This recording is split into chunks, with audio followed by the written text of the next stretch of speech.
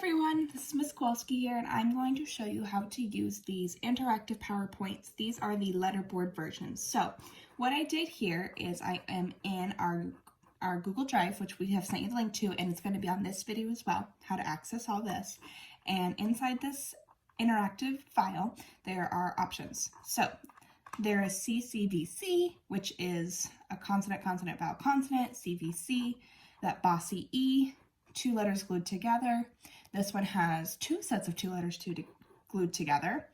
We have a version that's just the letter where I'll say ah and you'll draw ah, or I have a version where I'll say and they drop So whatever one they want to start with, you can pick one. We'll start up at the top and you're going to double click it and it's going to open like this. Up at the top corner, we're going to press the download button. Now this is on PowerPoint, so hopefully you have that. If not, we are going to try and see if it's going to work on Google Slides, but we're not sure yet. So you're going to want to save it to your computer somewhere. And then we're going to open it up when it's all done.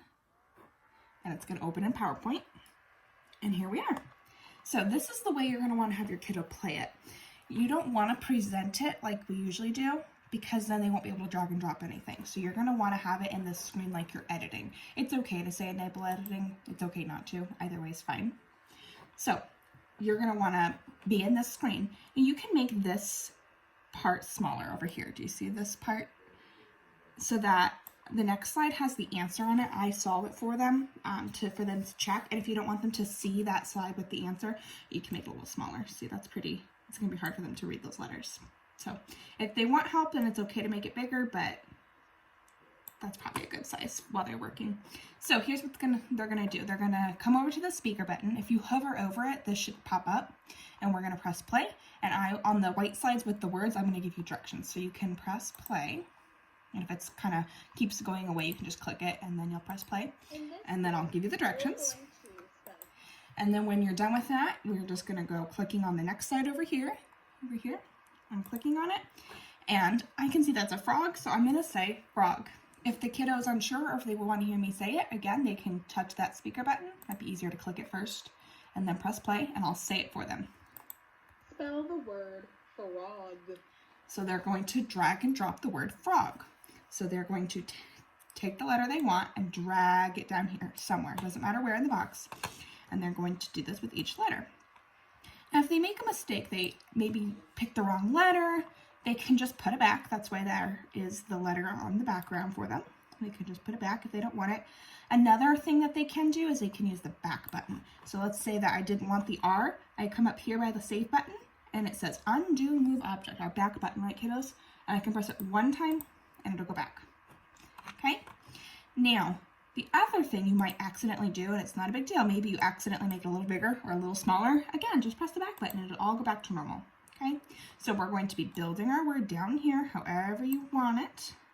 Doesn't matter where it is. And then we will check it on the next slide. Now, let's say you were struggling a little bit. You couldn't hear all the sounds in the word, and you're like, okay, I want to tap it out, but I need some help. Well, no worries. Come to this pink circle. Every slide will have one. And you'll press play, and I will tap it out with you. Here we go. Frog. So this is here to give you a little extra help if you need it. Okay, so once you have your answer and you're ready to check it, you're going to come down to the next slide over here. And there it is. So I solved it for you. And up here in this top corner, I'm going to sound it out again with you. Frog. Okay, and if you made a mistake, you can go back and fix it. You can click back up and fix it. And if not, then we are ready to move on to the next one. So we'll come here. And again, we're going to say, oh, that's a crab. And maybe I just want to make sure. I'm going to listen. Spell the word crab. And if I'm going, oh, that's a little tricky, I think I need a little help tapping that one out, I'll click on the pink speaker button. Crab. And then I'm going to drag my letters down. And let's say I make a mistake. Oh, I don't want H. I either drag it back up all by myself, or I press the back button. So if I didn't want that letter, I go, oops, just press the back button. And we build our word, and then we come down to the next one to check it. So we're going to keep going through all the different slides here. when your kiddo does all of them and they're all done, or even if they only do half and they are done for the day, if you can either save it and say, okay, save it, we'll finish it later. But if they finish the whole thing, what I would recommend is to come to your X button and say don't save, because then you can reopen it next time when you go back to the Google Drive and it'll be a fresh sheet. It won't have, their first one where they made it by themselves. It'll be all reset with all the letters and they can do it again, maybe, a week or so later or whatever. So it's up to you. You can definitely save it.